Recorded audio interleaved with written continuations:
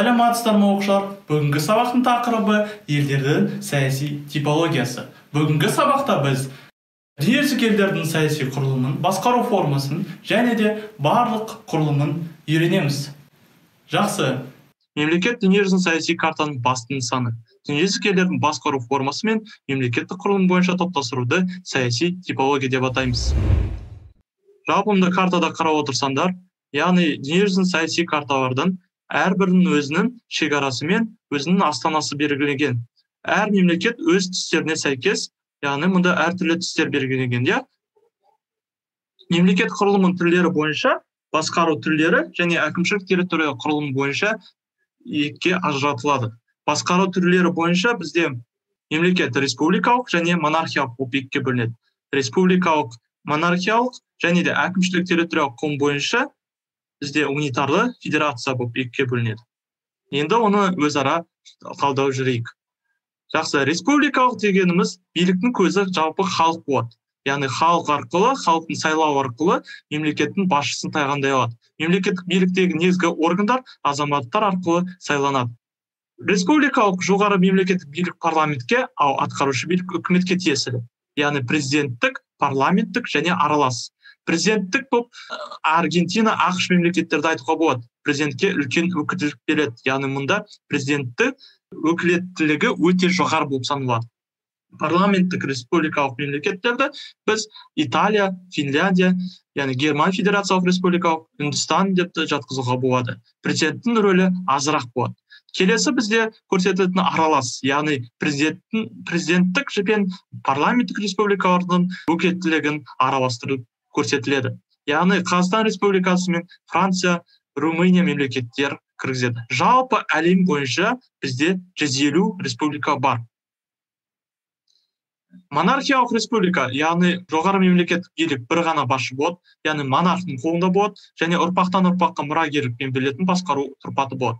Монархиялық республикалардың үшке бөлінеді: конституциялық, яғни монархтың билігі заңмен шектеледі, нақты заң шығару билігі парламенттің қолында, ал үкімет атқарушы билікке ие.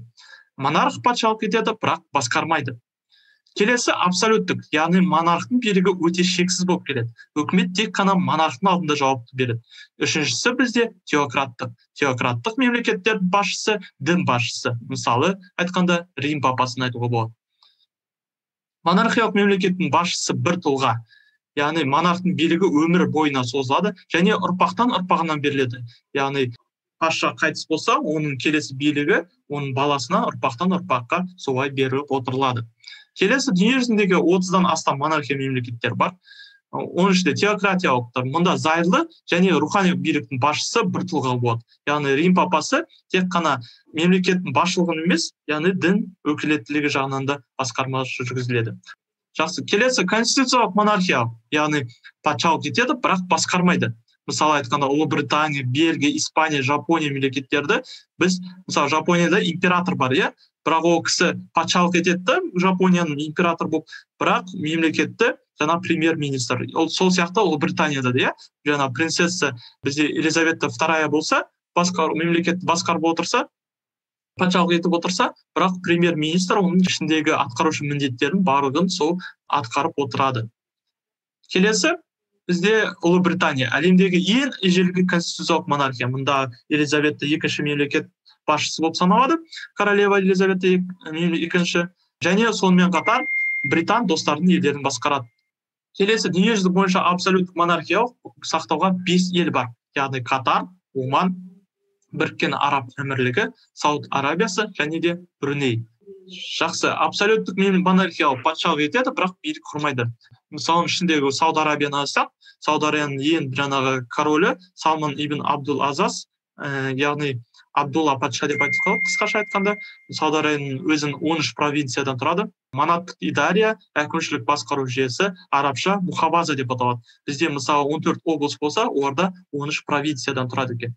Бұл елде басқарушы монархтың билігі шексіз болуы деуге болады. Өйткені ол заң шығарушы мен атқарушы үкімет билігі жүргізумен қатар, үкімет, қорғаныс және сот істерінде өзі басқарады. Яғни келесі бізде теократтық монархия. Ватикан бізде мемлекет басшысы Рим папасы болып саналады. Рим папасы оның қолында барлық билік, яғни заң шығару, атқару, сот төрелігі де шоғырланған. Мұнда Рим папасы тек қана өз елдерінің ішкі саясатымен заң шығару, атқару, сот төрелігінен қатар, ол сыртқы елдермен қарым-қатынасты жеке шешеді.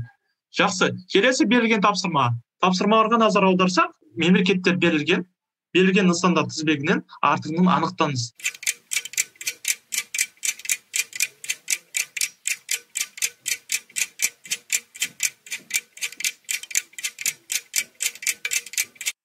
Қайсысы естіліп тұрсыңдар ма?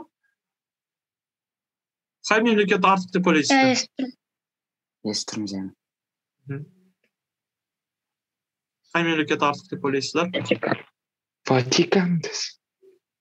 Ватикан. Жапония, Ұлыбритания деп тұр, иә? Ватикан деп ойлайсыздар, иә? Жақсы, көреміз. Дұрыс жауабын. Дұрыс. Ватикан болады, яғни теократтық монархиялық мемлекет болады. Ал Ұлыбритания мен Жапония ол конституциялық монархиялық мемлекетке жатады. Яғни Ұлыбританияда біз білеміз, Елизавета II, Жапонияда бізде император бар екен, иә? Олар мемлекетті патшалық етеді, бірақ басқармайды. Заңмен шектеледі. Сабақты қорытындылай келе, бүгінгі сабақта дүниежүзілік елдердің басқару формасымен және де құрылымын үйрендік. Назарларыңызға рахмет. Қош сау болыңыздар.